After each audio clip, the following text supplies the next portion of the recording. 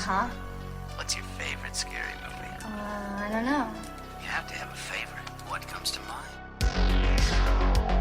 You are listening to Scream with Ryan C. Showers, the podcast for Scream fans just like you. Join Ryan every week as he takes a deep dive into the horror film series that defined the 90s and redefined the genre. Scream with Ryan C. Showers is your source for scene and quote analysis, character dissections, and the latest news about upcoming installments of the Scary Movie franchise. I hear you like horror movies, Kirby, but do you like them as much as him? Hello, everybody. Welcome to the Scream with Ryan C. Showers podcast, where the film critic meets the Scream fan twice a week, every Tuesday and Friday. I'm your host, Ryan C. Showers. Thank you for joining me for today's episode.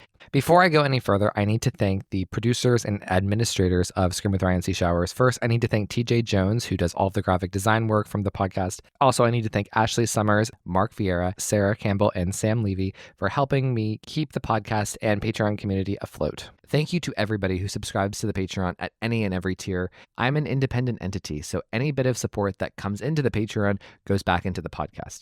Joining the Patreon gets you ad-free and early access to every episode, as well as the opportunity to join the community of the show. We have group chats across social media. In particular, Instagram is really the hub of the podcast community. More importantly, joining the Patreon is the vessel in which you would use to come onto the podcast, either in a one-on-one situation with me or a small panel. In addition, there's a guaranteed invite every month to a big group Zoom recording about a Scream topic. An exciting feature of the podcast is the audio commentary episodes. Every Scream fan knows what it was like listening to Wes Craven do the audio commentaries for the original trilogy and Scream 4, with Marianne Maddalena and Kevin Williamson and Patrick Lussier. And what I'm trying to do for my Patreon subscribers is I am going to be performing an audio commentary of a Scream or a Scream-related movie, one per month, every month. And my goal is to try to approach these as I'm doing deep analytical analysis about the characters, about the themes, about just general reaction. So it's something that I'm really proud of and I hope continues to be a cherished part of the podcast. So the commentary is available as a normal podcast episode for anybody to listen to like they would any other podcast, but it will also be available as a video watch along. So everybody, please go over to Patreon, subscribe to Scream with RCS. I would be eternally grateful. So I need to go through and thank everybody over at Patreon who is subscribed as a stab investor or a daddy/mama Ghostface. So the daddy/mama Ghostface of the Patreon are Carrie Tenney, Brett Janovich, Corey Wilson, and Stevie Shears. The stab investors include Allie, Amar Karim, Tamika Jones, David D., Gustavo Mora, Jess Mariano, Joey Nobarini, aka The Vault, Josh Calamari, Josh Carr, Scream Queens podcast, both Josh and Justine, The Horror Project podcast, Kevin Abner, Mark Vieira, PWO5, aka Philip Douglas, Quentin Harrison, and Sam Levy. Hello, everybody, and welcome to Scream with Ryan C. Showers. I'm your host, Ryan C. Showers. Thank you for joining me for today's episode. Oh my gosh, we have been building to this episode since March of 24. It's been a long road. It's been a long 2 years, but finally it's here. The Scream 7 trailer is here, directed by Kevin Williamson, starring Neve Campbell, Courtney Cox, and Isabel May, and nobody else, according to the trailer. There's no one else featured in the trailer besides those three. And we've gotten new pictures of the cast. We have confirmation on whether Kevin Williamson is credited as a writer for the first time on a Scream movie since Scream 4.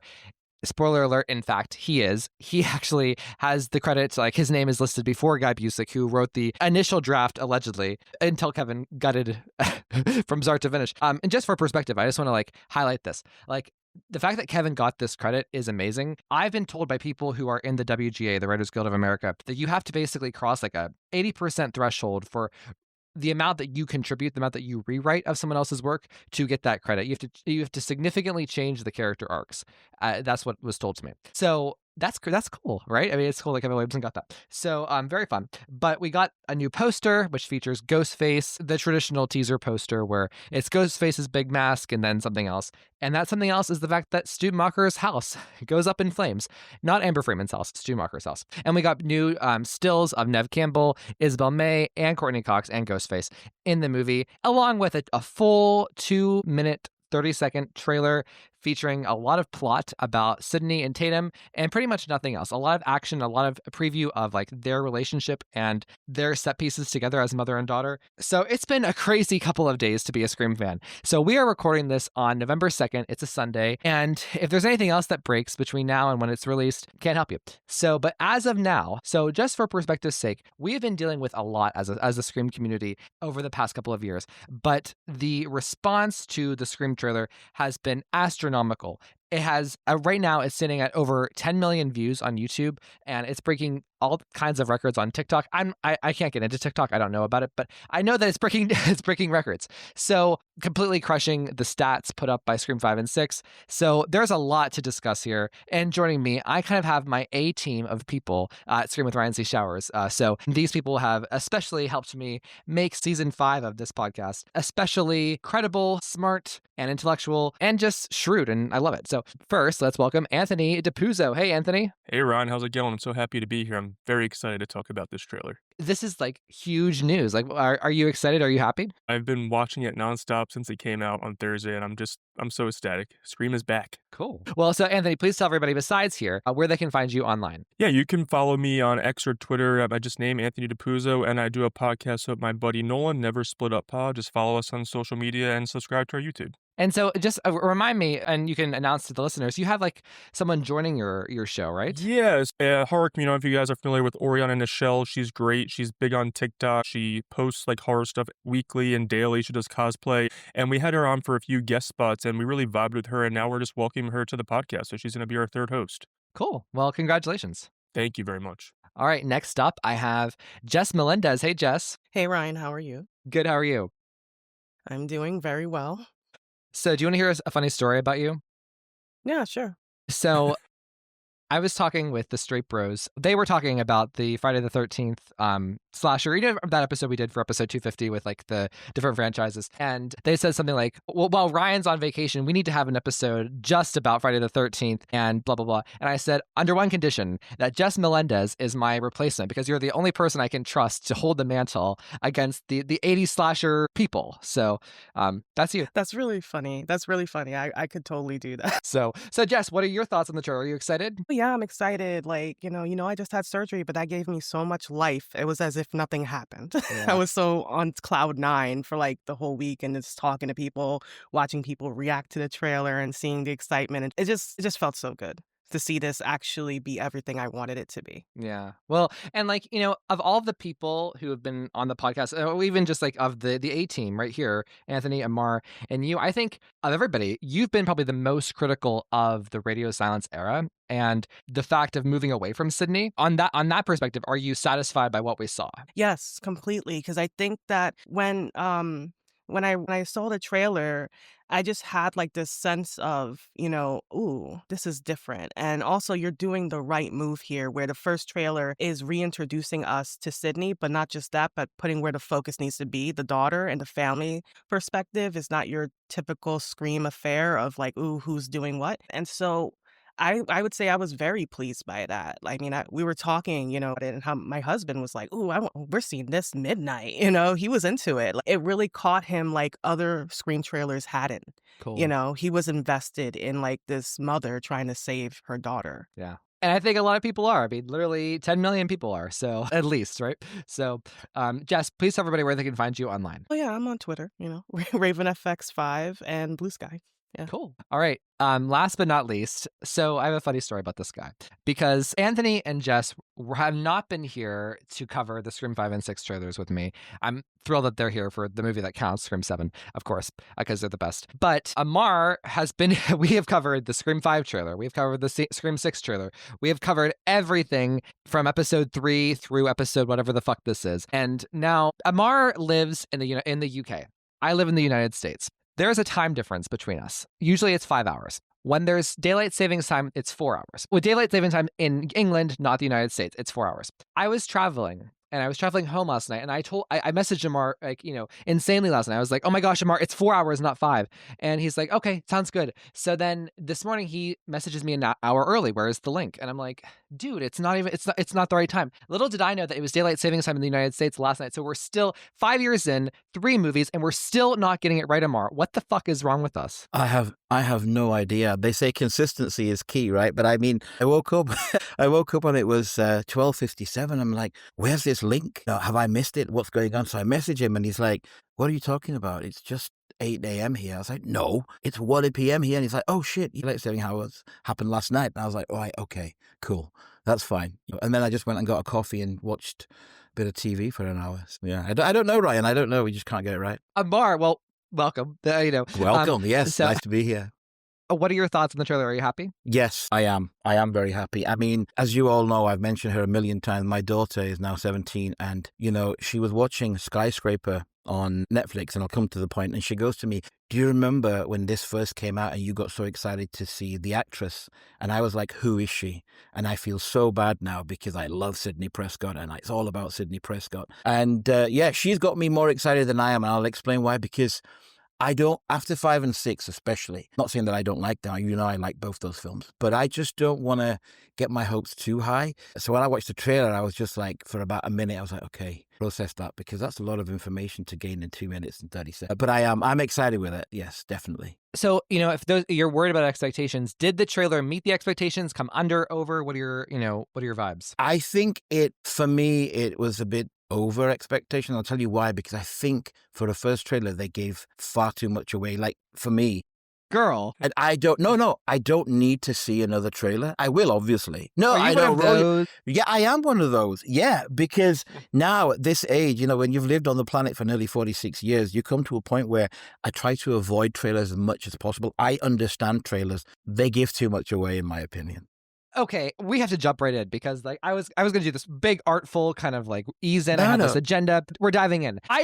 Because the theme of Thursday. So first of all, I have to say, just the day of the release of the trailer, it was the high that I felt, the adrenaline, the way that my heart was pounding out of my chest, the amount of likes I got on my post. Every post I had over 1,000 likes. I mean, people, every time I just opened up my phone, it was just people were talking and talking and talking. It was just it was the materialization of everything that I felt like I had kind of worked toward to help make happen with the past 2 years of dealing with the fallout of the original Scream 7 and all of the craziness that has entailed with that. But it was just an exhilarating thing. But the worst part of my day was this fucking discussion about whether this trailer showed too much or if it was too ambiguous. I felt as though it was perfect. I thought it was pitch perfect in terms of the best thing I can say about this trailer, and first of all, I love the trailer, is the fact that it focuses just on Sidney and Tatum, confirmed name said in the trailer,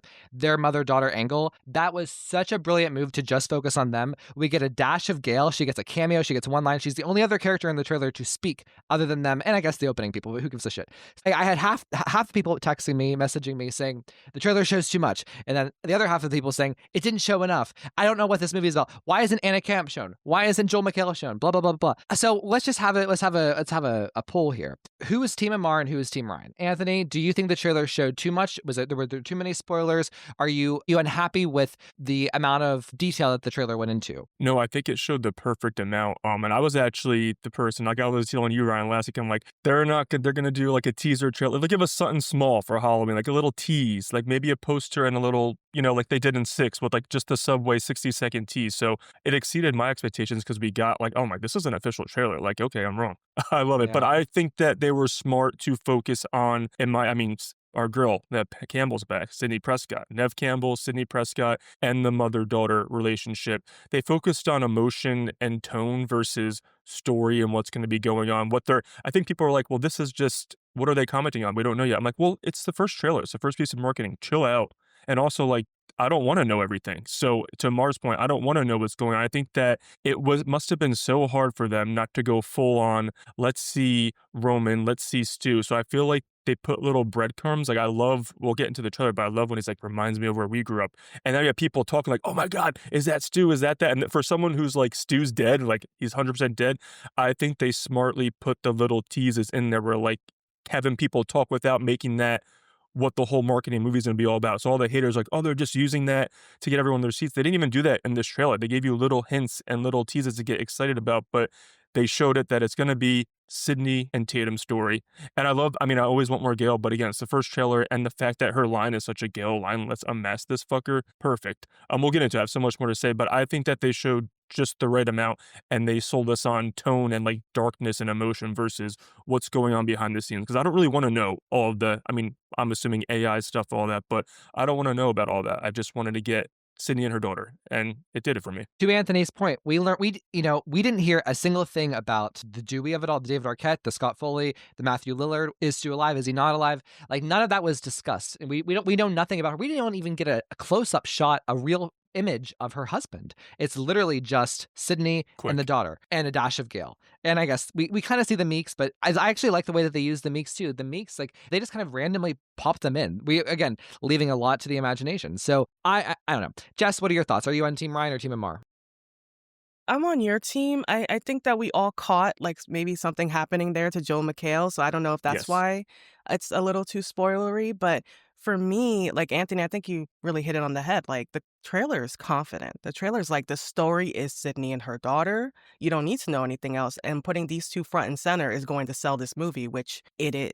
Yeah. Which is so satisfying. So satisfying. But also, I felt that the trailer, because for me, usually for movie trailers, there's the story trailer and then there's like a more action sort of thing. And I'm so glad that they just opened boldly with like the emotion of it all. And that's why I feel like, because we don't get to see, and also another thing they highlighted was, well, why should you see another Scream movie? Because typically with Scream, it's like, especially with the first one and the fourth one, there was this emphasis on like, oh, technology has moved, Are we going to have another cell phone moment? Are they going to make us afraid of another piece of technology? In this one, I like that they didn't show the AI stuff, but they showed using technology in in the most creative way we've seen, like, probably since the first movie, because I wasn't really buying the whole like Scream 4, like, I'm webcamming, bitch, shut the fuck up, But this scene with Sydney watching her daughter, that's the fucking shit right there. That's the moment of the trailer, and we're going to talk about that because I have so many thoughts here.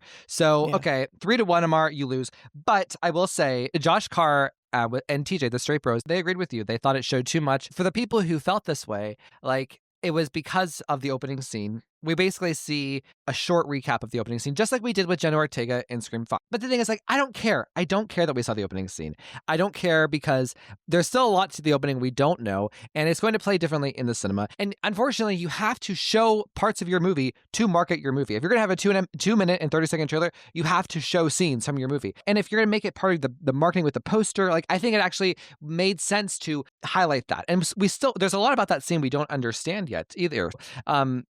It could still be good. So there's that, and then there's the Joel McHale thing where Josh Carr, he was arguing with me, like, he was so dead certain, like, yes, they showed Mark's death, and I'm like, but did they? No. But did they? I don't think that they did. They showed Mark wrestling with Ghostface, and I think it's still kind of ambiguous in terms of what happens with him. So Amar, go ahead. I agree with Josh Carr. The trailer shows too much in the sense of the Sydney and Tatum story. It shows very significant scenes, right? Obviously the panic room and them going behind the wall. I know it's so good. You'll get your 10, fella. So I love it. Don't get me wrong. When I was watching that, I was like, this is brilliant. This idea and, mom and everything. And where's my daughter? I love the emotion that the trailer shows. And that's why I'm so excited. I think I said it about 5 and 6 in the moment because I was waiting for a new film. But honestly, if I go back, Mr. Yo-Yo goes back and says, this is the most excited I've been for a Scream film since Scream 2. Like Scream 2, the trailer, I remember in the 90s, and obviously it was all the internet and stuff, and I used to just play that trailer over and over again. What is Gale screaming at the end? We didn't know. So there's elements of this. I don't believe they show Mark's death, because if it was, they would never have put that in the trailer. I think it's very clever what they've done. They make us believe that that's his death. And there's a lot in the trailer that, when you go back and you really scrutinize it, which I have, even the opening scene, it's not in chronological order. right? So I started playing with that a little bit. So But Amar says, oh, the trailer shows too much. It's too No. spoilery. But I've gone back and analyzed every frame of it. No, I have because why not? Everybody else is doing it, so I want to see, because this even I was like, well, wait a minute, this trailer has managed to show you so much, and yet we've not seen Mark Consuelos, whatever he's called, and Anna Camp, and I'm like, wow, when they come into the trailer, what more are they going to show? So that's what I think. For me, I've seen enough. I don't want any more spoilers. I want to go into Scream 7 not knowing any more. The fact that I saw Mindy was amazing. I was like, oh, so she has a run-in with Ghostface. I did not think that was going to happen. Or maybe she will die. I don't know. It's given me a lot to process. I do love the trailer, but I stand by that they've given too much of the mother-daughter relationship. I think they showed far too many significant scenes, in my opinion. Well, I think that they show the scenes, but it's not like, I don't know. I think that there's so much more that we haven't seen in so much more detail. But here's a good piece of evidence to support my point. We don't know anything about Tatum's personality. So she could be very spunky like the original Tatum, which I think she's going to be kind of a hard ass. I think she's going to be spicy towards Sidney. And we haven't seen them argue even. Like, that's a key tenet of any parent-child relationship in horror movies, right? Is them arguing. So we haven't seen that. We haven't seen Tatum's personality. We've only seen Sidney just being defensive over Tatum and just like them in the action. So I get what you're saying, but I think there's still a ton more to mine. But to your point, the fact that we didn't see Mark Consuelos, who went as Travis Kelce for Halloween with his wife, Kelly Ripa. We love that. She went as Taylor Swift, obviously. So, we haven't seen them. We haven't seen Anna Camp. We didn't even really see Joel McHale. That is my favorite part of the trailer, is the fact that, like, yes, it is about these three women. It's about Sidney, Tatum, and kind of Gale. That is what I wanted from this trailer. So, Anthony, any response to anything that Amar said? No, I mean, I get obviously, I don't want to see the whole movie before the movie comes out, so obviously I'm team him with that, and obviously we're Scream hardcore, so we're going to analyze every frame and watch the trailer, 8 million times. I already probably watched it 100 times since Thursday, so I get what he's saying, but also, like, it's kind of the fun of it, just to, like, dissect everything and listen to the build-up. But I do agree, like, there's going to be another trailer, and I hope they just kind of, like, play with the scenes they already showed, and then you get hints of the characters they didn't show, but I don't want to see the whole movie in 5 minutes, before February 27th, but it's also fun to see everything. But yeah, I hope they just played their cards a little closer to their chest than, the Scream 5 trailer really did. I mean, it literally showed, like, oh, that's when Dewey dies, That's when Amber so I on hope fire. Yeah, that's Amber on fire, So I hope they played a little smarter, but I think we're going to be good. I think that, again, the mission of this trailer for me that I wanted to see was, I mean, in my opinion, all four of us, Scream is back, Nev Campbell's back. That's what Scream is. And I think it was important to show that, in my opinion, they really succeeded, that the stars of this were not just Sidney and Tatum, but Ghostface and Sidney. And it shows that it's the ultimate showdown versus Sidney and Ghostface. We had the episodes talking about, Halloween 2018, Halloween H2O, and I think that the trailer alone is succeeding at what we talked about in those two episodes. So that was important to me to show that this is the ultimate Sidney Ghostface, standoff. And I think it really did that. Jess, any thoughts? Yeah, I definitely agree with Omar with not wanting to see more. I mean, maybe that's why I unconsciously just not watch the trailer as much as I normally would have, because I was like, oh, this is so good. I don't want to know anything. I don't want to know anything. Transport me to the release day. But I was going to say, you guys were talking about, I lost my thought. I'm sorry. I was going to say something. I was observing this. Why did everyone get a glow up in this trailer from the Radio Silence films? Even Mindy is looking amazing. I was like, oh, Mindy, I didn't know you could do it like that. Gale looked great. Like, everyone's refreshed. I'm like, is this the gay touch? It was missing. Because everybody, so hot. Yeah, I was like, whoa, dude, like, everyone looks great in this trailer. And I don't know. It's just like, I was living for it. We're back. We're back. Like, so let's be superficial for a second. So Nev Campbell, I actually think that Nev is one of the most beautiful human beings. Like, and she ages so finely, because, like, you can tell there's no plastic surgery, there's no cosmetic thing. She's just her, and she's aging gracefully, because that's what unproblematic people do.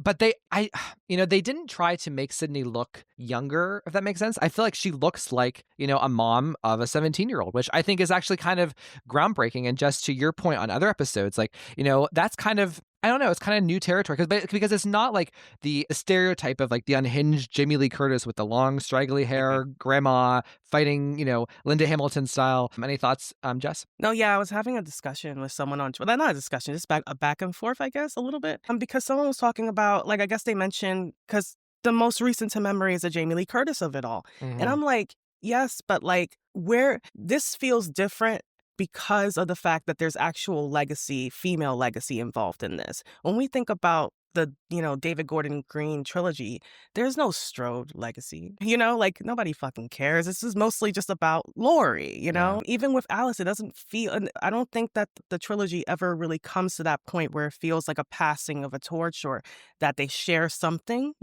Whereas in this trailer, from the instant you see Tatum, she's already wearing that jacket, and you could tell because as a girl growing up, you want to be like your big sister, like your mom, and you start taking their clothes or mom, this is an old jacket you have. This is cool, and you start wearing it. You could see that Tatum has sort of like, absorbed some of Sydney just by looking at her, which is really cool. And I think that it's little details like that start to make you think of legacy. What is the Sydney Prescott legacy, and what does that mean to Tatum, and how are we going to pass that over? Well, I absolutely agree. And the really cool thing about Scream 7 and this trailer is like we're going to go there and then we're going to talk about the other stuff, but this is the big thing that I've been burning about. The scene at the end of the trailer where Sydney is running in the street. I don't know, she's obviously trying to get to wherever Tatum is, where Tatum has the gun and she's being hunted by Ghostface, and Tatum's in a locked room and Ghostface is trying to break in. And Sydney's on the phone and she is like seeing on the security cameras like what's going on with Ghostface, what's going on with Tatum, and where Ghostface is, and she's trying to help her shoot him in the right place through the wall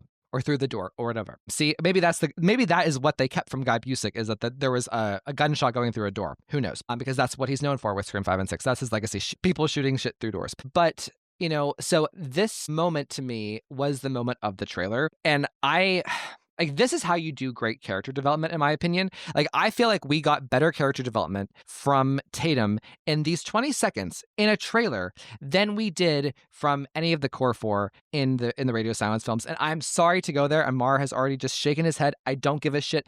That moment that we saw of Tatum, like, this is how you do great character work for both Sydney and for Tatum, is you have Tatum, we're seeing her change in front of our eyes. We're seeing Sydney change in front of our eyes as Tatum is trying to grow into this new situation and learn from her mother, and in the most impossible situation because she's not even with her physically. It's just the most striking part of the trailer, in my opinion. I feel like what we saw with just that scene of Tatum growing to figure out where to shoot him, right? And growing into that fighter that she claims she wants to be. That is what, they were trying to achieve with the diary in Scream 5. That's what they were trying to achieve with "You have to let me go. You have to let me go." And they didn't. And that is the difference between a Kevin Williamson written film and a not Kevin Williamson written film. And Amar, I can see you already wanting to come out with the fist, so bring it on. You know what, Ryan? I'm not going to go down that road with you right now. I was actually going to stick with the superficial bit of it all and just say that I just can't right now because I obviously have strong opinions about that. I just want to say that, we talk about how Jess mentioned how good everybody looks. And I know that that's not what we should base everything on, but you know that I think Courtney Cox is one of the most beautiful women I've ever laid eyes on. And when she comes out of that van, it gave me Scream 1 Gale Weathers vibes because of the red jacket, and she looks absolutely beautiful, and I was like, oh, is that all we get? We're not going to get any more Gale. And then I thought, well, actually, that's enough right now. We don't need anything. And Neve Campbell, she looks fantastic, like you said. She looks like a mother, but she's aging gracefully. Everyone looks good. And you said Mindy, I was so surprised to see Mindy. I was like, wow, you do look good. And I know that's not what it's about, right? But she did. And the fact when she was, I don't know if she slaps Ghostface or hits him with something, I don't know what that bit is, but the fierceness in her eyes, I was like, yeah, that's the Mindy that we need to see, someone who goes toe to toe with Ghostface, because she's lived through 2 films, so she knows what to expect. But yeah, no, I get what you're saying. My daughter, again, I'll keep mentioning her because she knows who Isabel May is from some TV show that she's watched before, and so she's in love with her like she was prior to 5 with Jenna Ortega. She knows all these new Gen Z characters, and I don't, so she was filling me in, and I think they've picked the perfect Tatum. She shows gusto and verve and tenacity in that trailer alone. I get what you're saying. But just to finish off with that, to say that she is more in that 10 seconds than any of the Core 4 and 2 films, I think that's a bit stretched, really. Maybe it is, but I want to hear from Anthony and Jess because I know Jess is going to agree with me. I don't know about Anthony, probably. But just to recap that about Isabel May, and I'm not trying to throw shade. I'm really not. But shade I will throw. Like the emotion that we get from her in the shots of her holding that gun, trying to figure out where to shoot him, and then going up to him, like that It's so striking to me. And there's this movie that she was in. It's called Run, Hide, Fight. It's a streaming movie, and it's about this school shooting, and she's the protagonist, and she's kind of trying to stop the school shooter. It's a final girl performance. And whenever I saw that, I was like, ooh, she's going to be a great addition to Scream. And even in just this little scene I'm talking about, it shows. Like, I don't know. So, Anthony, what are your thoughts on this big moment between Sidney and Tatum? Yeah, so much to break down what you guys just said. First of all, Neve Campbell, she is such a natural beauty. I've actually met her twice, and each person I've taken with me, they're like, holy shit, like, she's just something else. I'm like, yeah, I know. Like, she almost takes your breath away. But I think that, again, kudos to us. We hit the nail on the head when we said she's going to look and feel very prepared and mature, but she's not doomsday prepper Laurie Strode. We never wanted that. So I'm happy that they didn't go completely, off the walls, because she still feels like the Sidney Prescott we've known since 1996, just prepared and has a family now. As far as her and Tatum go, that sequence when she's just screaming, shoot him now, do it now, it gave me full on body chills. And I do think I can already see that their dynamic is going to be so good, and that's going to be the arc of the movie and what we go for. I can't speak to whether it's going to be, better than the core four arc, because I do think that their characters did develop, but I only think it was sustainable for 2 movies together, and that's what we got. I'm happy, and I'm actually very excited to see Chad and a character I didn't like so much, Mindy. I'm already like, ooh, I'm very intrigued to see how they are not just attached to the core four, because my complaints about the other movies were always that they're only in service of Sam and Tara. They never feel like their own characters. So now I'm actually very excited to see them, surprisingly, when, Mindy especially was kind of my weak spot of 5 and 6. So I'm very excited for that. It just looks so, like, dark and atmospheric. But yeah, I would say the Tatum and Sidney stuff in that sequence when Nev's just screaming at her to shoot him, do it now. And again, you see Isabel May's, like, after she shoots him, the emotion, and you can see how scared, but, like, kind of excited. And she's like, oh, I'm doing what my mom's telling me to do, and I'm fighting like her. It just feels epic. This trailer feels very epic to me.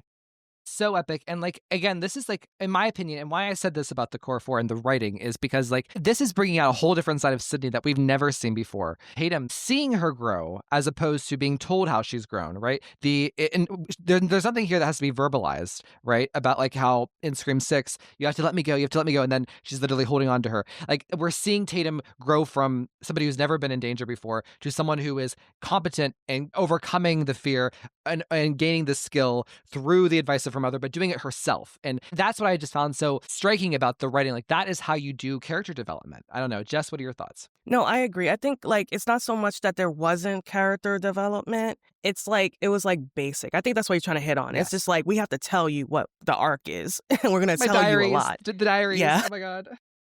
So for me, I'm like, when people, once again, when, like, just referencing the people who are like, oh, there's nothing new here. I'm like, my God, this is the first time we're really getting a new final girl trained by the best, by one of the best. That, like, that whole scene with her, like, on the phone is like, she's having, like she's the luckiest final girl ever. Sidney Prescott, the greatest to do it, is helping her in this moment. And it happens to be her daughter, and she's listening and she's engaged. We're not doing no Sam bullshit where it's like, fuck you, I'm leaving. Like, it's like, that's what I wanted from Sidney and Sam. You know what I mean? Like, I wanted more of that for her to help her develop. And the fact that we're actually getting that in this movie instead of just, whatever it is that they attempted to do in 5, that's exciting. So, and also when it comes to Mindy, just her, like, I don't know, I think that was like a fire extinguisher. I don't know.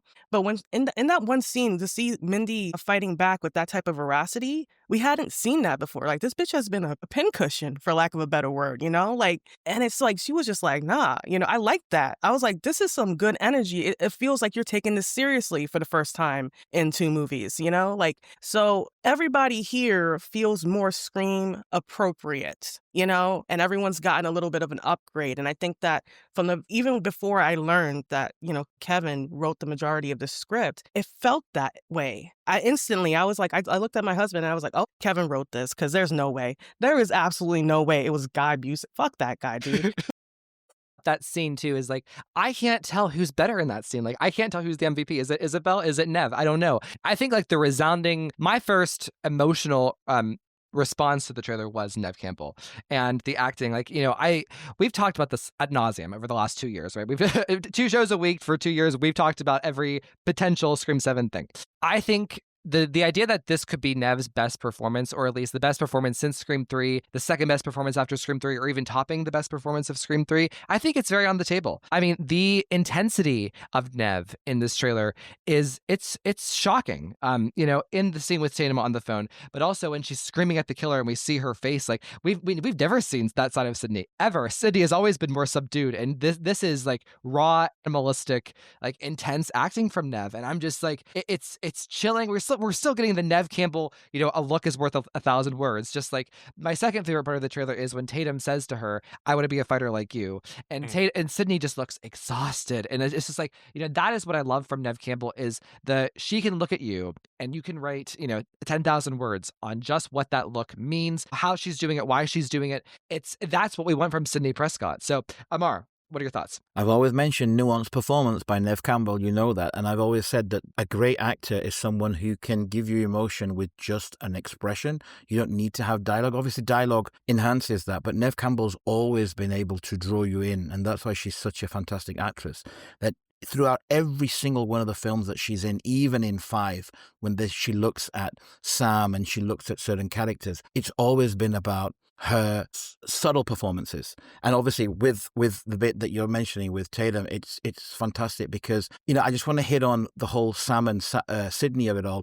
It would never have worked as well as it works now because Sam was never her daughter. She's actually Billy's child, so realistically, Sidney shouldn't have any kind of link with her.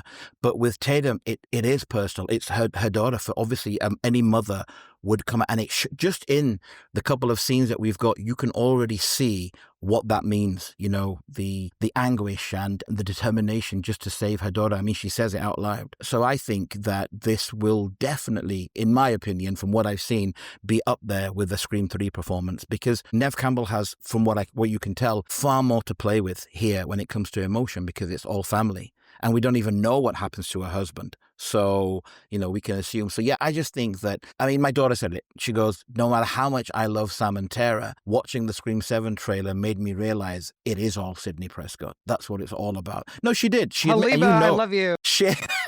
And she loves both those characters. She loves 6. And when she watched it, she said it to me. She goes, yeah, I have to admit, it's forget Ghostface. It's all about Sidney Prescott, because the trailer made me feel this is what I've been missing. So there you go. I hate to say I told you so, but it is what it is. I won't say it, but I did. And the thing about what you just said and why I think the trailer has been so successful and why Scream 7 is going to be successful. Like, I'm not saying that it's going to overtake Halloween 2018 in terms of the opening weekend. I think Halloween 2018 had like 72 million for its opening weekend. 76, yeah. 76, okay. That's probably not going to happen, but I want it to happen. It's possible. And I think that like the response to the trailer is evident of that. And I think the Sidney of it all here, I think Jess is the one who said it. The idea of like a mother wanting to protect and save her daughter with all of this baggage and history. That is a very easy concept to sell. And I want to kind of start with Amar here because you're the only one with children.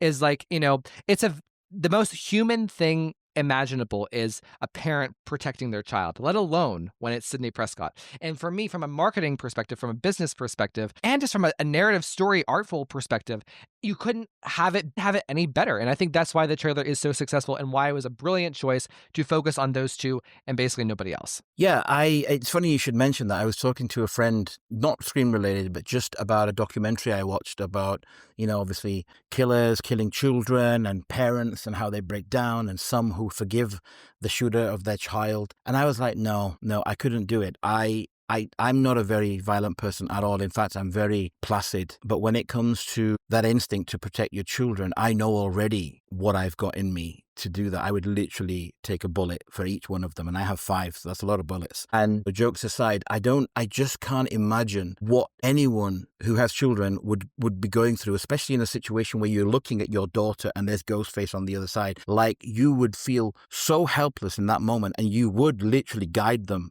and that expression, that anger, that, whatever the feeling is that Nev Campbell is portraying in that moment is so real and so raw.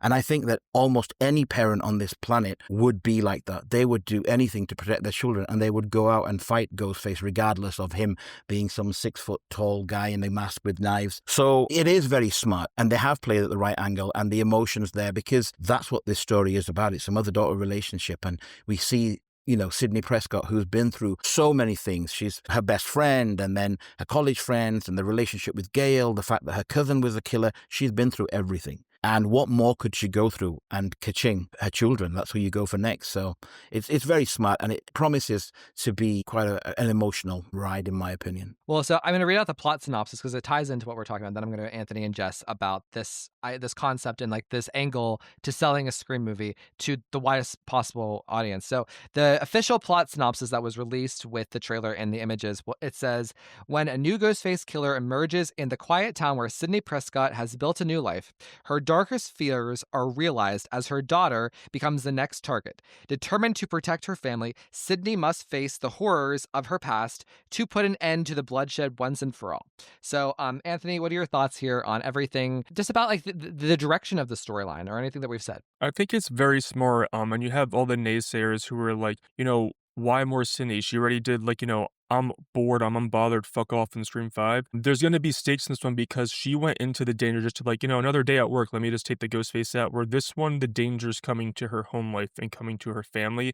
That's where the stakes are gonna come. In this one, she never had to protect her husband and her daughter and her kids. So I think that's what's gonna kind of revitalize the franchise, is now that she's fighting to protect not just herself and Gale, or just take down the killer of the day. She's literally fighting for her family, and she almost has to feel like, I don't know how deep they're going to go and emotional, but she's like, I tried to move on and be happy with my life, and then my past is following me and I'm the reason that my family is in danger. She's gonna have to emotionally deal with that stuff too. So I think that's very smart, and I just think it's the natural progression of this franchise. When you have the leading lady in her 50s, it's like you gotta go to the family life, and I think it's gonna really spice it up and make it very scary. And then when you have literally, I mean, we'll get into some of my favorite parts of the trailer later, but her past literally taunting her through this supposed AI stuff, it's really gonna fuck with her family mixed with her past, and and having to save the day when she's really going to have to fight to make sure her family doesn't die. And if one of them does die, she's going to go in a really downward spiral. So it's going to be very fascinating to see Nev and Sidney, the character Sidney, handle that arc. And I do think it's going to be her best performance since the OG, specifically 2 and especially 3, just because of all those different gymnastics that Nev Campbell's going to have to go through and pull off. Yeah. And I think the idea of Mark dying, I've been a big proponent of Mark dying up until the trailer. And now I'm like, no, don't kill him, because I just it's just too much. I mean, seeing Sidney go through all this, it's just like, oh, she can. I mean, she's Sidney Prescott, but still.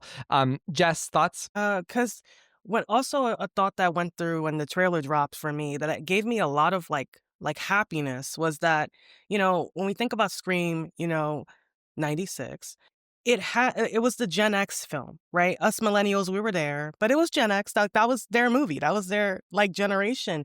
And now Gen X has grown up and they get to see their favorite final girl live something that they can relate to, having a family, having children, being faced with aging in the sense of damn, maybe I can't protect my children as much as I could have before, in that way. I would hope in this that, because Anthony, you're talking about taking this darker than we've ever seen Sidney before, because I do feel like Sidney has always kind of been encased in this grace of, she doesn't quite break. She has that moment in Scream 3, but, we don't really go there. And now I'm like, well, it's appropriate that the thing that takes her there would be family. And I do like that. I want to see a moment in this movie where, she does have to collect herself and no, this is not happening, right? I'm not going to allow this to happen. I'm shaken, but I'm not going to allow this to happen. If something does happen, I would love to see, I think this is a great way to use Gale, to have Gale say something like, you always never let us really truly be there for you. I'm here now. You're not alone. We're going to stop this. And maybe even Tatum, she says she wants to be a fighter, she can encourage her mother a little bit, she can lean on her daughter. And she could be inspired by the strength that she sees and the resilience she sees in her daughter, stuff like that. Yeah, no, I agree. I think that you mentioned Gale. Let's go there with Gale. She gets 2 seconds in the trailer, but she's still probably 2 of the most memorable seconds of the trailer, right? It's when Gale Weathers storms out of the car and she says, and then it goes to Sidney, comes back to Gale. We get a close up of Gale and she says, let's unmask this fucker, or unmask this ghost, whichever version you saw. But that line feels like Gale Weathers. It just feels like the real Gale Weathers. It doesn't feel like it doesn't feel like the Scream 6 Gale. It feels like, oh wow, I'm seeing the real Gale Weathers from Scream 4 again. I don't know. And I have to say, I love the outfit. Not to go superficial, but this feels like a matured version of the Gale Weathers from the original trilogy. Like the Scream 2 Gale, who's strutting around in that black, tight dress. This kind of feels like the older version of that character, right? Maybe it's the black and pants and like the red. It's just I like that it changed, that there's a change up from the pantsuit. Like I liked the pantsuit at the time. I like this now. And obviously we saw she is with Chad at least, and hypothetically she and Chad and Mindy will kind of be a unit in this movie. So let's talk Gale. What do we think about Gale, Amar? Yeah, I think you've hit the nail on the head there, because Gale Weathers, a leopard never changes its spots, so she's going to always have that feisty side. That's in her DNA, basically. Yeah, she's warming up to Sydney, well, she already has, and there is that side to her. Even the conversation that she has with Sam in 6 about mothers and parents and all that shows that Gale Weathers has that side, but ultimately she is a bit cutthroat, and this is always how she's going to speak. So I like that we've got that essence of Gale back just in those 2 clips alone. And the idea of Chad and Mindy working with her really intrigues me, because when I heard that those 2 were cast, I was like, oh, how's this going to work? I hope they're not like opening scene deaths or just to kill off them because they're from the previous 2 films. But no, there seems like there's going to be some sort of dynamic there, some sort of plot in the background. And we also know that Mindy obviously has run in with Ghostface. So it's like, well, will Gale get to be there? How's that going to work out? So it really has me intrigued. And obviously Gale Weathers, my biggest thing has always been since part 2, please don't kill Gale. So they better not do that. And because the trailer focused so much on the mother-daughter aspect, I don't know if we can call it a theme, I don't know if we can call it the central storyline, but the mother-daughter aspect of Scream 7, we don't know much of the plot outside of that, right? And I think that the reason why we didn't get more of Gale is because Gale is, I think, in my opinion, my guess, my anticipatory prediction is that Gale is going to have a lot of the plot. She's going to help Sydney investigate what's going on with Schumacher and Roman and whatever else. And I think that's why she was kind of limited here. But I think it was still like the perfect use of her. Like it just feels like it's like, oh, this is that bitch. She is that bitch that we haven't seen since 2022. Like it's not that girl outside the police station. Like it just feels like that line in Courtney's delivery. It just feels like this is Gale Weathers. And I just think like having the dash of her kind of in the middle of like all of these intense set pieces with Sidney and Tatum, I think it was just perfect. It was just like, wow, okay, great. So Anthony, how about you? I literally scream and like shout and fist. I'm like, that's my girl. That's my girl, queen of one-liners. But you know what? I love that that's the line that they give her, like, let's catch this fucker. I mean, going back to my favorite, My Baby Scream 2, you have her pleading with Dewey, saying, like, I just want to find this fucker, like almost trying to convince him that she wants to do good, and that's her turning point right there. In this one, she's still going to the story, obviously, but it's so heartwarming that she's showing up to Sydney like, yo, we got this. Let's catch this fucker. And that's her evolution. I love that moment. I think that's the perfect moment to give her in this trailer, and it's kind of like a hint of what we're going to see of her relationship with Sydney, that she's just there to help protect Sydney, and let's find this. Let's end it together. So I love that, who she was doing it into, Dewey, she doesn't have him now to do it, so she's going to do it with the next best person to her, and that's Sydney. So that to me is very important. And just that one line of Courtney Cox delivering, I'm like, she is Gale, just like Nev is Sydney. So I love it. I think it's perfect. Jess, how about you? Yeah, I think in the trailer I noticed that she drove herself in, which I like. Is a little bit of like personal touch. It's like usually Gale is being driven in by her cameraman, and I like that because that shows up. This is personal. This is like she's taking charge. She got these kids in the back. Whatever. I don't know what's happening there. She's the mom. Yeah.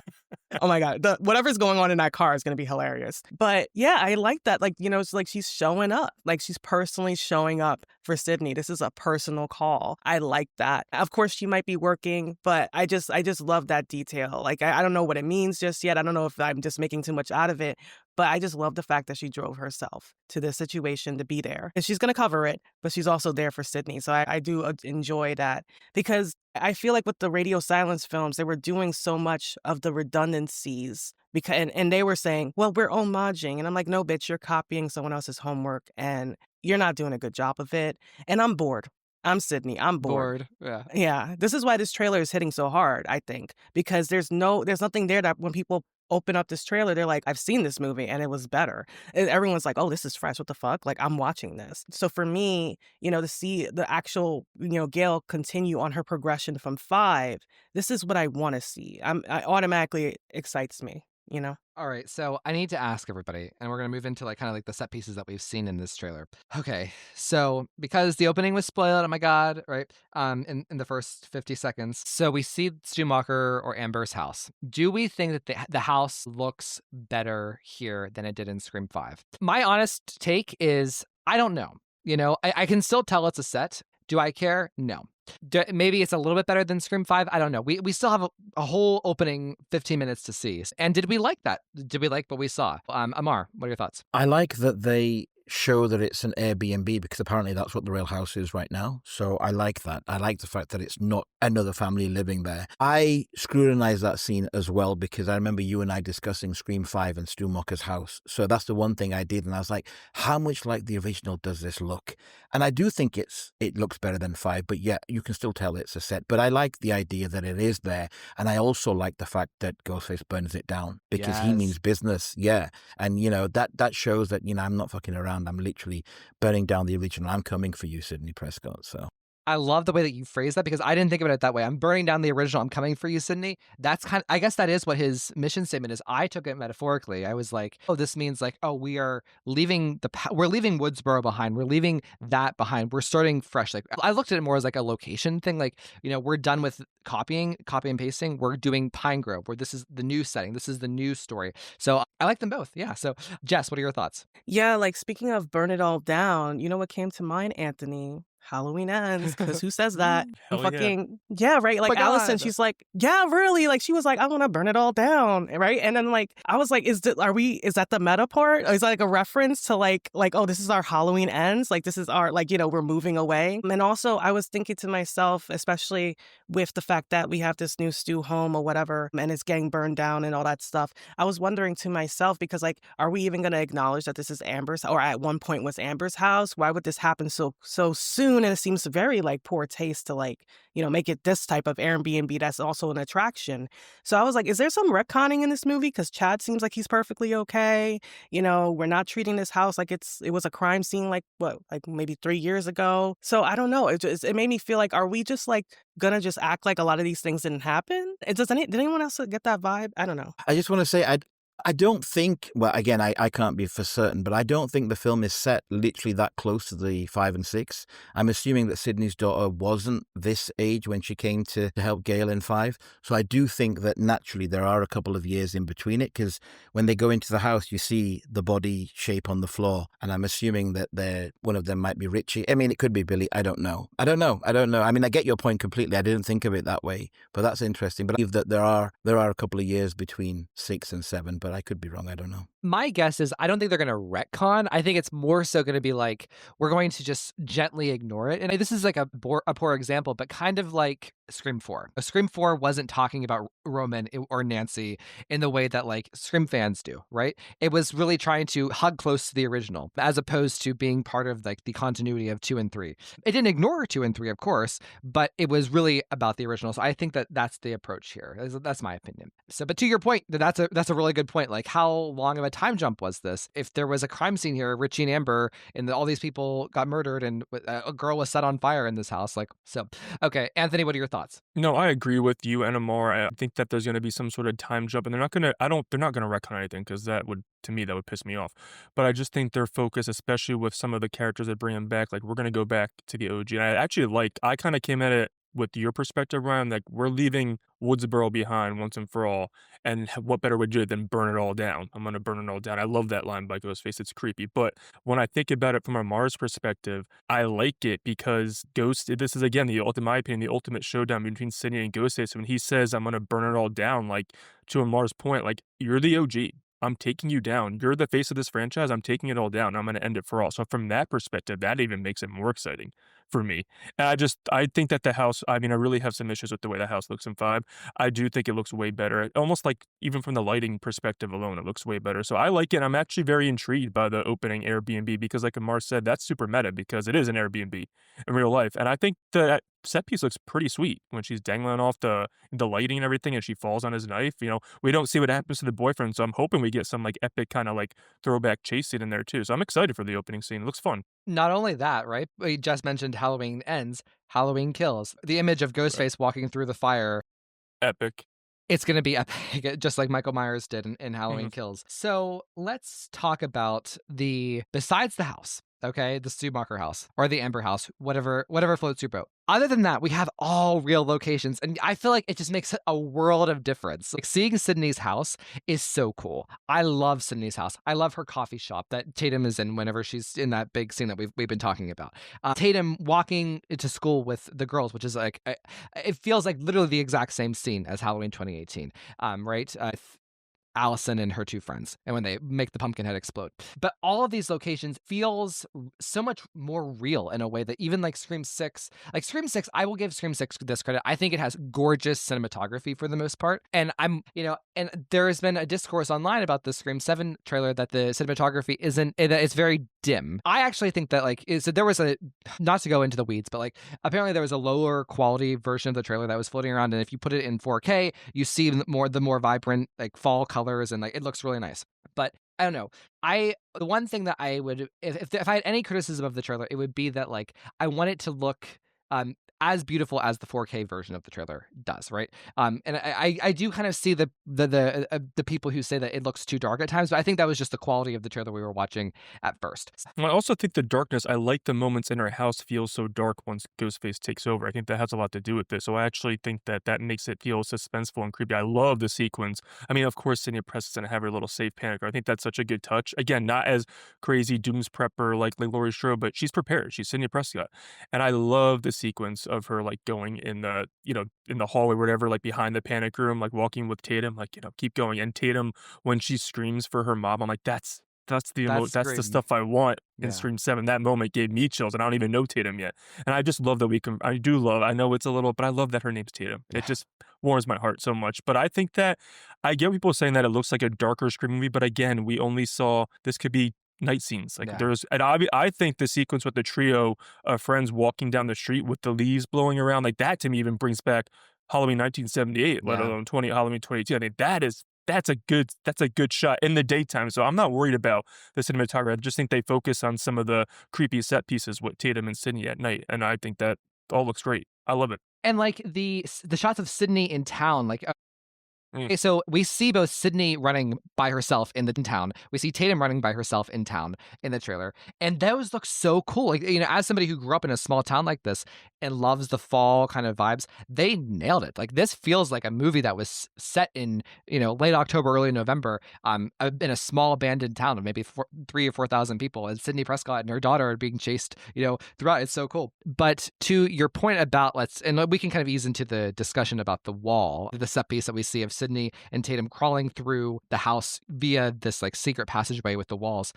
I think this set piece could be like the cop car scene. Like I think people, depending on how long it is, depending on how much they linger on it, this could be one of the GOAT set pieces of the series. So, Amar, what are your thoughts? Well, I just had to, obviously, with muted volume, put the trailer on just to have a quick look at the aesthetics. And I think it looks dark because of the night sequences. I don't think it looks dim at all. In fact, there's a scene right now which looks like Halloween H2O, where the car's coming down the street, where they go to the coffee shop.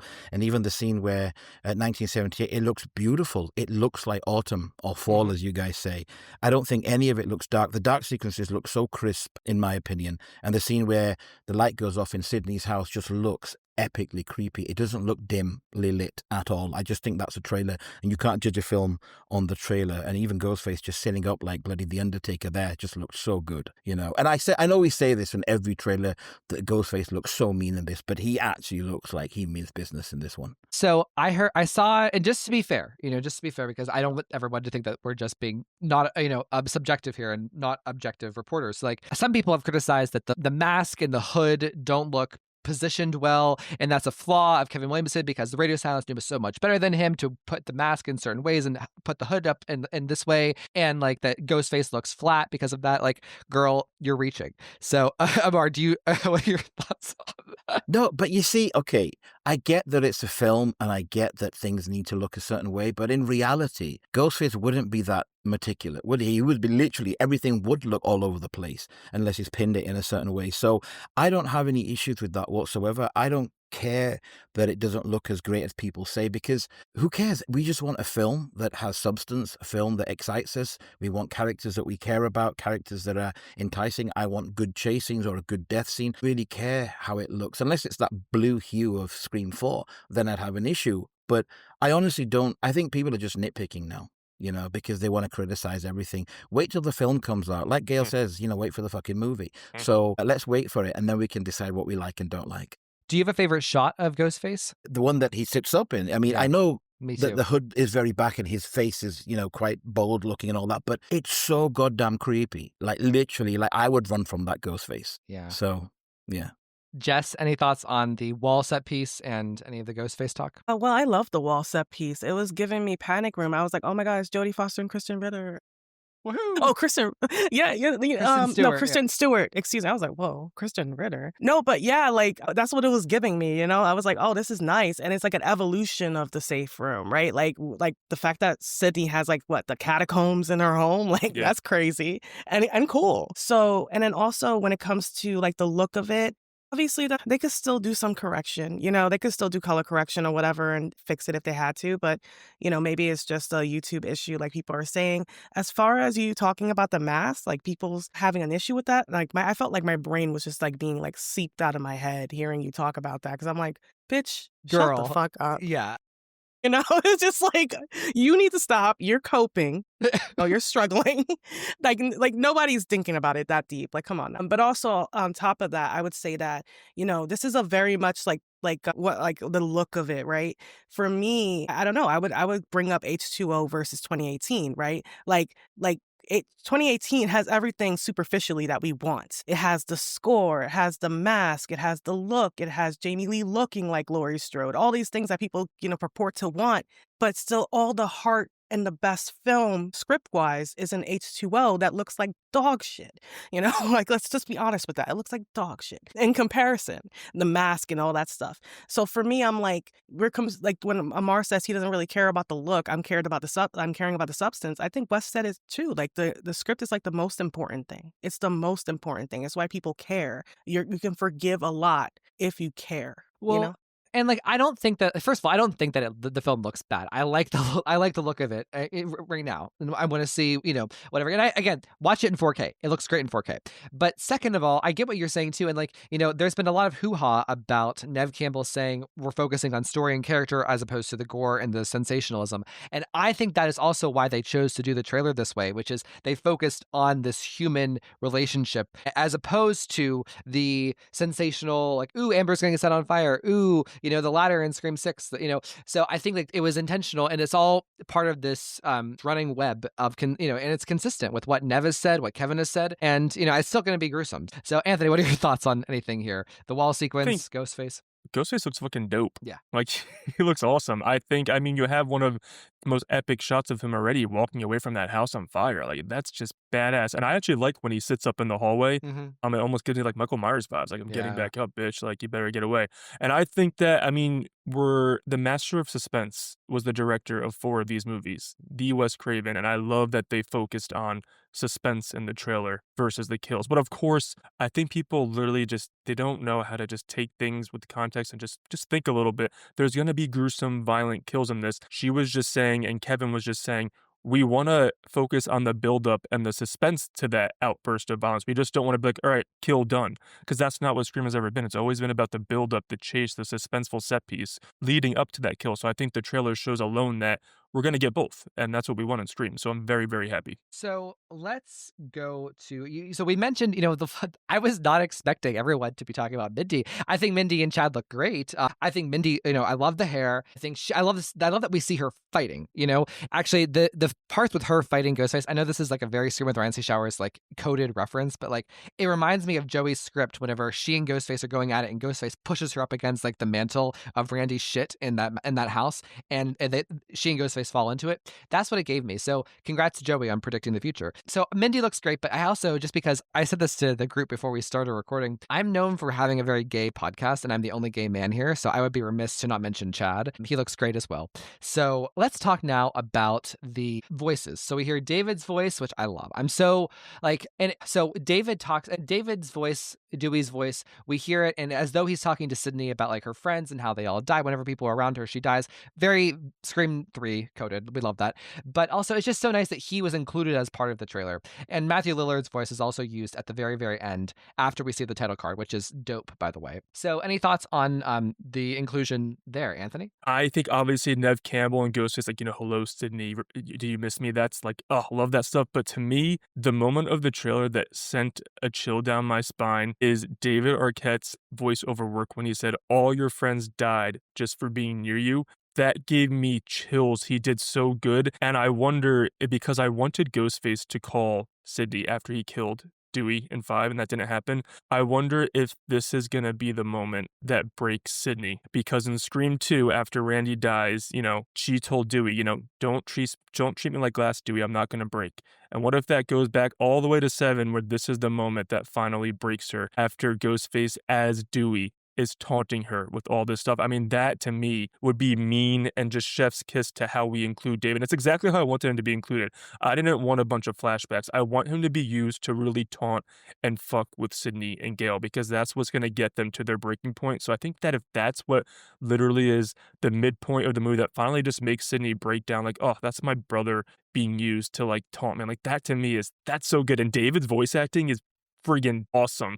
And I love the whole, of course, I'm someone who's like, do we really need Stu back? Because I'm the one who's like, please don't ever, ever, ever make it that he's really alive. But I can't lie. When after that title drop, he's like, this is going to be fun. I'm like, this is pretty fucking awesome. And obviously, I think because of the Dewey voiceover, I do think that we're okay. And it's going to be, Stu's going to be used in a way to just, fuck with Sidney. He's not really alive. But I can't lie. I was very amped at the end of the trailer. Like, this is going to be fun. I'm like, yeah, Matthew Lillard, you're killing it too. So, but the David Arquette might be the big surprise moment of the trailer for me that really like gave me actually shivers and chills. So to quote my good friend Matthew Lillard, how clever. So yeah.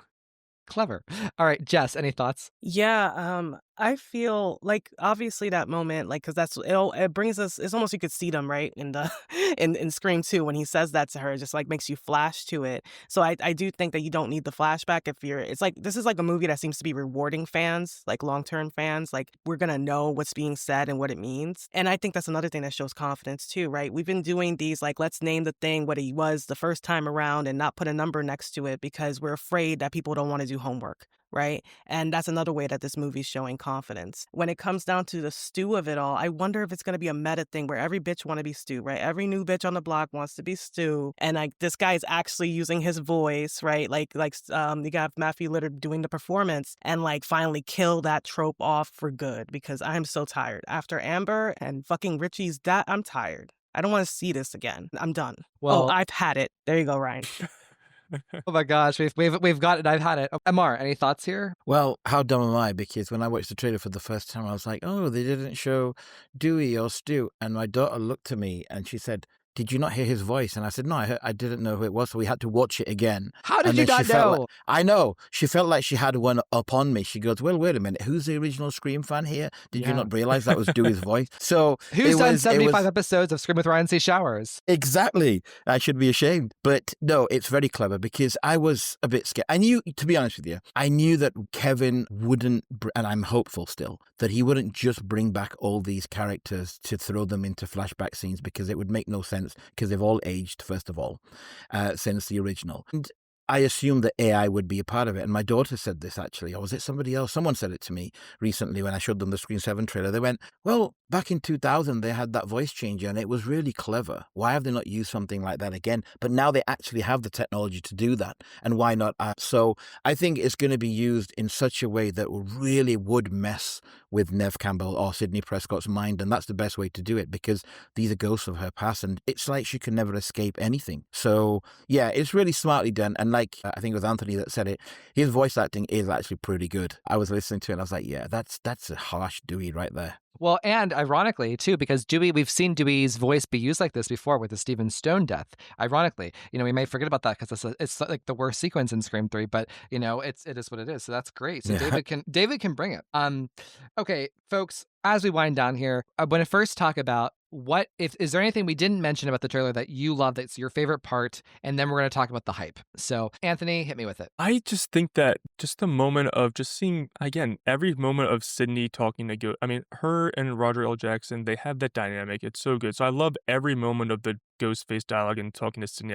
And I like how we see Sidney's really gonna be there for her daughter, and she's gonna do everything she can to protect her daughter. So I love just every moment of them together. The moment that I really think when Nev screams to Ghostface, just "Where's my daughter?" Like the panic. That's what I'm saying. Like Sidney's gonna be scared and fearful for her family. And that moment of dialogue right there when she's just screaming at him, like, "Where's my daughter?" Like not completely helpless, but like in a panic, like I need to get to my daughter. I love that moment. That might be one of my favorite moments too, when she just shouts that at Ghostface. You know, an underrated moment, because it comes at the very, very end, is when Nev yells "mother" as a Oh, I love motherfucker that. I mean, I love that too. Yeah. with the gun. That's my favorite shot, I think, of her in the trailer. I think it's just the composition is good. She looks good. The gun looks good. But also, yes, she's saying motherfucker, but also she's saying mother because Sidney is the mother. This is the story of Sidney Prescott as the mother. So what a fun way to end the trailer. So Jess, what are your favorite parts that we didn't mention yet? Well, I think we pretty much like talked about all of it, but I think like as far as like aesthetically and the tone and like what this movie is sort of wrapped in that is getting me excited is that we once again have Kevin Williamson, a huge Halloween fan, bringing in so much Halloween back into Scream, and I'm here for it. I'm here for it.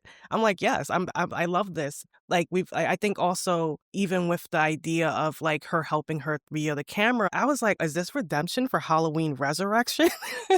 You know, like it's just like all these like half-baked ideas we've had over the years in horror, like the potential to actually get like bring them to their, final form. I love that. And isn't that what Scream is about? Like taking something that didn't work or taking something that's a trope and twisting it. I'm excited because it seems like Kevin he's just going off with this movie. Everyone looks like is like engaged, and I loved that we got to see so much of Neb's emotional performance. It's not about, yeah, I'm a tough girl, I've done this before. It's like we're taking this seriously. It's grounded.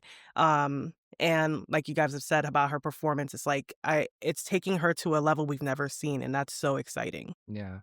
Well, and Jess, one thing that you've talked about a lot on the podcast is like your annoyance with the girl boss like aspect of more recent films, and not even Scream, but just recent films like in horror. Sydney is not girl boss at all in this. Like she is vulnerable but still powerful, and that's who Sidney Prescott is, and that's why the original films worked so well. Even Scream 4, because that's probably the most girl boss Sydney probably has ever been. But there's still a vulnerability. There's still layers there, nuances, as Amar would say. So I think that is something different. Not even trying to quote the Scream 6 trailer. That is truly something different, is that there's no girl boss bullshit. So Amar, thoughts? So I'm just going to go and pick two scenes that I've just literally rewatched whilst you guys were talking. One of them is the fact that it seems like somebody is being dragged away. We assume it could be Mark, but it could be anyone because you don't really see it properly. But Take the that, other Josh Carr. Yeah. I just think that, we understand trailers now. I mean, sometimes you'll see a sequence in this film, in the trailer, that probably won't even make the final cut, which we've seen in many Scream films before. And the other one that's really intriguing me is Ghostface being pushed through the window. And it looks like Tatum pushes him through. I hope it's not in reverse on purpose to shock us, but it looks like she's pushed him. So that's confusing me now. Like, what order is this sequence in this coffee shop, right? Yeah. So is he pushing her through? Does she tussle him? What's happening here? So those two sequences intrigue me, apart from everything else that we've already discussed. So yeah, it's got a lot in there. A lot for us to process. So it's really, really intriguing, and it's really, really whet my appetite for a film that I was always going to love and watch anyway. But like I said, and I'll say it again, I just hope that with upcoming trailers, they just don't give too much away that they've already shown. And, Amar, I'm calling bullshit because, like, because for the record, people, there are 2 more trailers that we're getting for Scream 7. It's on the Paramount website. It's listed. I don't know. They're shorter, but there's 2 more trailers coming. When I do an episode on those, you bitch, I'm going to say, hey, Amar, do you want to hop on the pod right now? Oh, yes, Ryan, I'll be right there. So... No, I know, like I said, look, I don't want to know any more information, but I'm not going to sit here whilst everyone talks about, did you see this scene? And I'm like, so yeah, so. All right, guys, listen, like I I have been a believer of this film. I've been like the number one Scream 7 champion out there. I'm sorry. Like, I'm taking that mantle. I'm running with it. I deserve it. And with that has come good and bad things. I always thought that it would do better than what the boycotters and the people upset about it, how they were trying to tear the movie down. I never thought the movie would actually be torn down. However, I didn't expect it to be this big. I did not expect almost 11 million views in 4 days. And like, for perspective's sake, I think like, was it like in 24 hours or the first week, Scream 5 only had like maybe 2 million and Scream 6 had like 6 million. I don't know. So it's doubled, basically, and like it's running the gauntlet with TikTok, with like other social media platforms. Like, it's Scream 7 is going wild. But let's just use the YouTube reference because it's so clear cut. The fact that there's almost 11 views of the Scream 7 trailer, it kind of takes my breath away. And I wonder, do we think that like all of the controversy has kind of had the reverse effect where it's aiding the movie? It's making people more interested in seeing it. Even like, so hold on, I'm going to pull up this tweet. Someone made a really good tweet this morning that I found, comparing it to The Conjuring, which was a huge financial success. Okay, so here we go. Okay, comparing it to Final Destination Bloodlines and The Conjuring Last Rites. Okay, Final Destination Bloodlines only had 2.9 million views of its trailer. The Conjuring Last Rites had 6.5 million views of its trailer overall. And then in 2 days, Scream 7 has 11 million. That is insane, people. As an observer of all of this Scream stuff over the past 3 years, I think Spyglass resurrected the brand really, really well in Scream 5. Scream 6 built on that momentum. I think just because the Carpenters aren't here doesn't mean that the general public has lost interest in this. In fact, going back to Sydney could be a huge way to get more people from the general public interested in Scream. So there's all of that. But do we think that like the controversy has kind of backfired and made people more interested in the movie? Because like these numbers are wild. Like, it almost reminds me of like, so there's no Taylor Swift segment in this episode because it is what it is. But, The Life of the Showgirl came out October 3rd. All this stuff has happened in less than a month. And it had similar record-breaking numbers. It's the most streamed, most sold album of all time. And yet there was a lot of outrage about it. There was a lot of people who didn't like the album, who were talking about it, who were promoting it through rage baiting. And I feel like is that the same thing? Is there even more of a Taylor Swift connection with Scream than I'm even manifesting? Anthony, what are your thoughts? I just think that everyone finally is seeing how performative the whole thing was, and performative to the point where they're like, don't watch this, but you're watching it and commenting on it and literally reviewing the trailer. Like, what do you mean? Like, you're watching it. You're going to watch the movie too. I know it. So I just think that everyone finally see, like, you can have your beliefs, which again, like, do you, but the performative nature of just like saying everyone who goes and watches a Scream movie in the theater is the worst person in the world. Like, why don't you just stop and do something and go donate or do whatever you do? Leave the people who want to watch Scream alone. So I just think that the performative nature of the backlash and the boycott is just really, really relevant. I mean, just from personal experience, again, we said it, all life is not Twitter. And, my mom called me Thursday morning. She's like, did you see the Scream trailer? Like, Nev's back. See it. And then her and my dad actually were like, we're going to set out Scream 6 because, Sydney's not in it. We don't need to see that one. So it's like you kind of have those kind of people who were OGs and people around my parents' age who are like, yo, Nev Campbell's all over this. Like, watch it. And I was like, she looks great. Can't wait to see it. Blah, blah, we're going. So you have people who are outside of the bubble that are just amped to see, like I said, this Sidney and Ghostface showdown. That's what Scream, say, people can say what they want. Those people, the younger generation can say it's not all Sidney and Scream, but it is. And people are excited to see her front and center against Ghostface. So I would say it's going to have the reverse effect where people are going to see Paramount's going to put in the work and go all out with the marketing and really make it their own, 2018, whatever version of what Universal did. And it's going to blow up. I do think that I was nervous at first, but now I'm kind of feeling comfortable in saying, like, we're going to hit around 50 million opening weekend.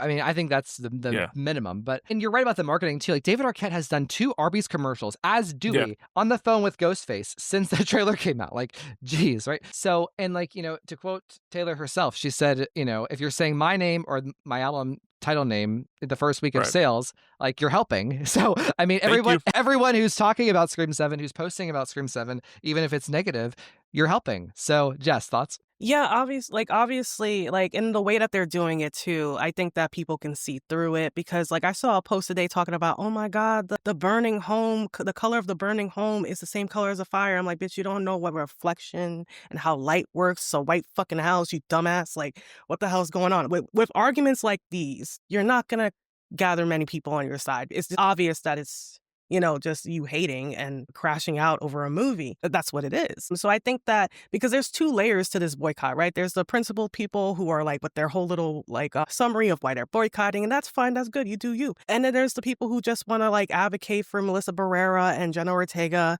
and they don't want a movie unless these two are in it, and so they're hateful and they're threatening to spoil, and it's all this other stuff. And that's a completely different thing. And I think the two are colliding. And in addition to like you're talking about it, so you're helping, people are scrolling through and they're seeing the completely like arguments, like not objective at all. Like, oh, this is terrible. Like, okay, I have eyes. It wasn't terrible, And so you're like, those people are helping to discredit like the principal people in this situation. You know what I mean? So that's what I feel is happening here. And I also feel I'm not surprised by the success. I always knew that was going to be true because Sydney matters. We've seen it twice with Laurie Strode. If it's a Laurie Strode and Michael movie, we making money. We are making money. So I don't understand why it was ever a question if it was a Sidney Prescott and Ghostface movie, So especially with all this time. So I think that really it's a mix of like, negative press is press or whatever. And also that people saw this trailer, saw that it was Sydney centric and thought, oh, we back. Like, this is the movie for me. And they're all over it. I think like 3/4 of it is the positive people who have their heart in the right place and the good intentions and good faith, right? And then it's just the thing that puts it over the top with in terms of the buzz is the rage bait, is the people who are upset. And that's, again, that was true of Taylor Swift's new album, and it's true of the Scream 7 trailer Anticipation. So, and I just want to comment on what Jess said about like the people who are spoiling, because like there are people who are trying to spoil it. So I guess part of the boycott is the alleged boycott. I say boycott in air quotes because that's what it is. Boycott. Is to spoil the movie because that somehow is part of the political activism. To me, it's not. I think it's really cruel and mean because like you're just ruining it for other people. You're not ruining it for the studio. And so if you're on Twitter, seriously, if someone comments on your posts and you see something like this person is the killer, hide, block, move on. Don't even think about it because these people, they're probably not right. 2, like they're just trying to get attention. And 3, also like I'm going to put myself in their shoes. If I really wanted to be an effective person who wanted to ruin people's lives, and I knew who the killer was. So let's just say, because she won't be the killer, but let's just say Courtney Cox is the killer. Gale Weathers is the killer after all. After all these movies, she's the killer.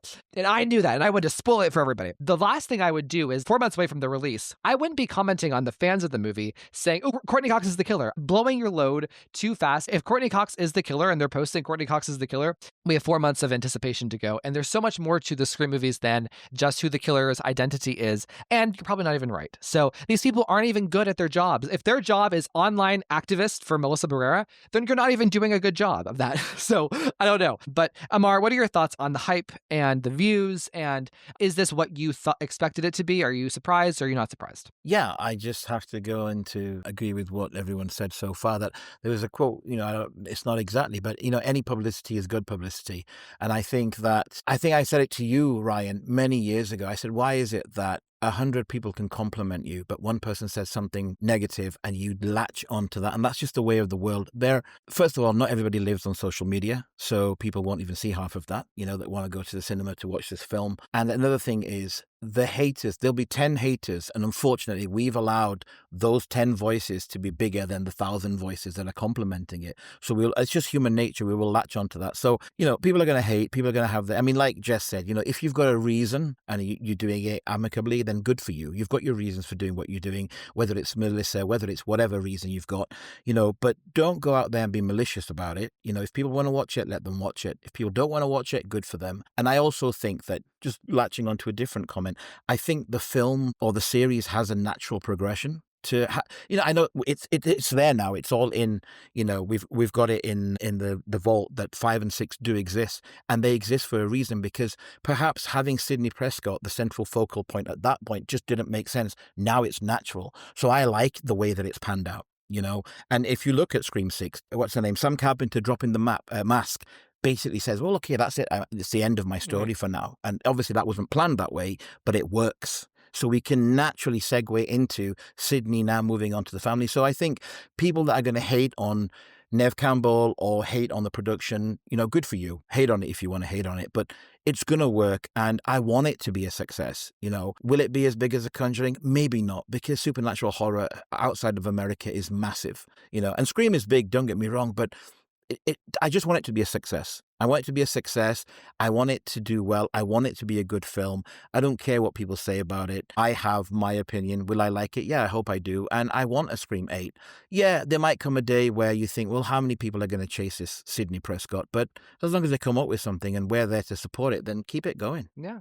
Oh, cool. So everybody, any final thoughts about the trailer as we wind down here, Anthony? It looks like the menacing Scream and fun Scream that I had missed, in the last couple installments. But again, I love them all, but this just feels like my Scream, and I'm very, very excited to have it back. Jess? Yeah, just picking off of like what Amar just said, he said that, oh, that moment seems like the end of Sam's story. Weren't we all like force fed? Well, this is the end of Sydney's story. She always survives. Isn't that beautiful? And we had to accept that for whatever reason, right? And they don't like that. It's come right back around to them, and they're not trying to buy their own argument. And also, I would like to point out that Scream 6 was spoiled, and it did well. Ain't nobody gave a shit. Yeah.